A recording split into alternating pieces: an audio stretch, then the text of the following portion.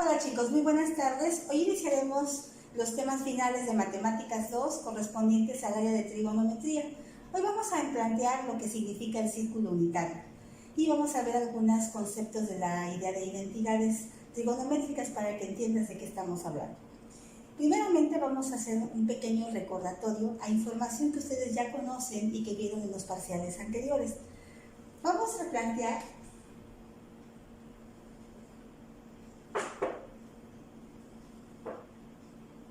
un triángulo rectángulo, que es un triángulo muy conocido por ustedes, y sabemos que es un triángulo rectángulo porque se forma un ángulo de 90 grados con sus catetos.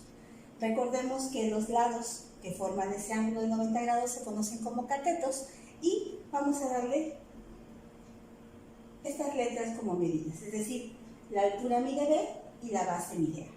Y vamos a darle al lado más grande, que es el que une los extremos de dichos catetos, que se conoce como la hipotenusa, la letra C. Este triángulo rectángulo cumple entonces el teorema de Pitágoras. ¿Qué dice el teorema de Pitágoras? El teorema de Pitágoras nos dice que el cuadrado de la hipotenusa es siempre igual a la suma de los cuadrados de los catetos. Esa es una fórmula pues conocida por ustedes, ¿no? Y bueno, vamos a darle nombre a los ángulos de este triángulo. Vamos a darle a estos dos ángulos nombres. Vamos a llamarle a este alfa y este vamos a llamar beta para poderlos representar. Ahora, vamos a recordar las funciones trigonométricas, que son 6. La función seno, coseno, tangente, secante, cosecante y cotangente. ¿Qué es el seno de la función? Recordemos que las funciones trigonométricas son relaciones o cocientes o operaciones de división entre dos lados del triángulo rectángulo. Por ejemplo, si yo tomo el cateto opuesto y el cateto adyacente, obtengo la tangente. Si tomo el cateto opuesto con la hipotenusa, obtengo el seno. Si yo tomo la hipotenusa con el adyacente, obtengo la secante. Eso significa que, por ejemplo, si yo quiero saber el seno del ángulo alfa, por definición es cateto opuesto sobre hipotenusa.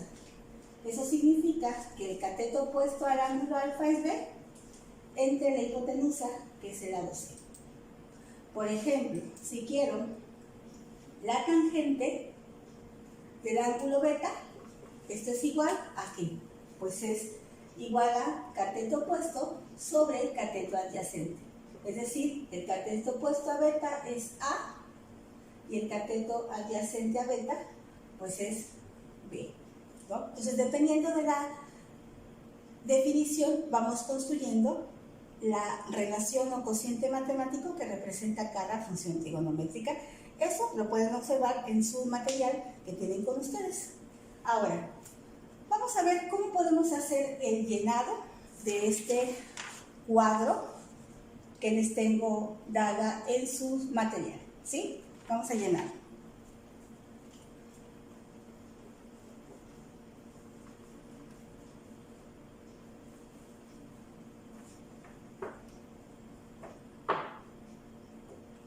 De acuerdo con la definición, tendríamos lo siguiente.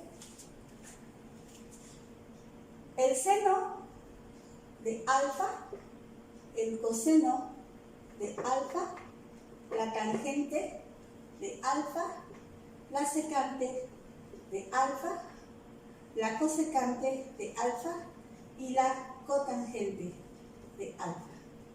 ¿Sí? De acuerdo con la definición nos queda para la función seno, en su material dice que es cateto opuesto entre hipotenusa. Entonces es el cateto opuesto sobre la hipotenusa. Para el coseno es cateto opuesto sobre la hipotenusa, es decir, A sobre C. Para la tangente es cateto opuesto sobre cateto adyacente, es decir, B sobre A. Para la secante es hipotenusa sobre cateto adyacente, que es A.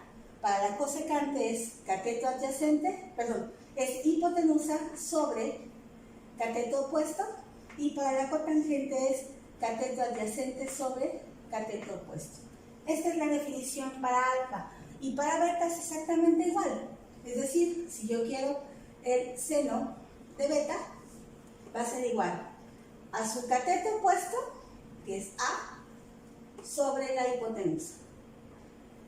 El coseno de B es igual a cateto adyacente sobre hipotenusa. Si se dan cuenta, el seno de alfa es el coseno de beta y el coseno de alfa es el seno de beta.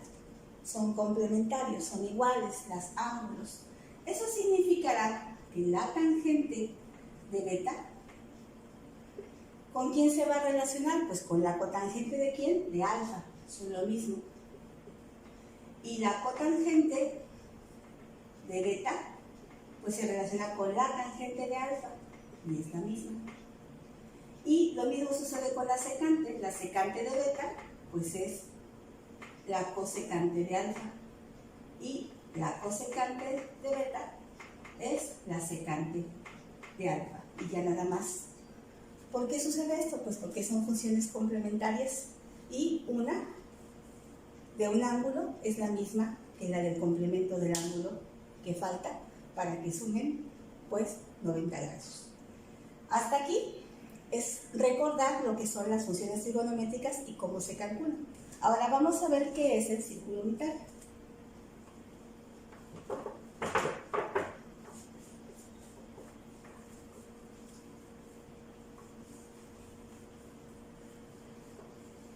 Un círculo recibe el nombre de unitario porque su radio vale 1.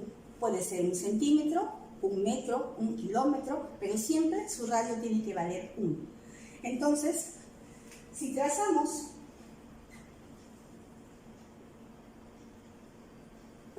un plano cartesiano y trazamos un círculo y este radio mide 1, eso significa que también aquí va a medir 1, también hacia abajo va a medir 1, hacia acá va a medir 1, hacia todos lados vale 1 por ser un círculo unitario, ¿sí? Entonces su radio siempre es igual a 1. ¿A qué unidad? Es indistinto. Ahora, otra cosa que tenemos que recordar es que en el eje vertical es Y hacia arriba menos Y hacia abajo. En el eje horizontal es X positiva y X negativa hacia la izquierda. Se llama eje de las ordenadas y el eje de las abscisas, ¿sí?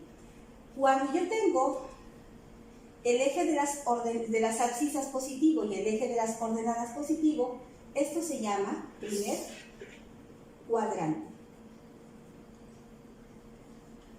Si tengo la ordenada positiva y la abscisa negativa, este recibe el nombre de segundo cuadrante.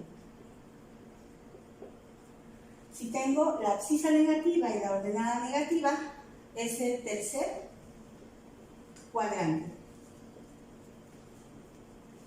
Y si tengo la abscisa positiva y la ordenada negativa, es el cuarto cuadrante. Y esto nos permite definir signos en los cuadrantes. En el primer cuadrante, X y Y son positivos. En el segundo cuadrante, Y es positiva, pero X es negativa. En el tercer cuadrante, X es negativa y Y es negativa. Y en el cuarto cuadrante, Y es negativa y X es positiva. Esta es información que ustedes ya conocen. Lo único que estamos planteando es que un círculo es unitario si su radio es 1. ¿Sí? Veamos.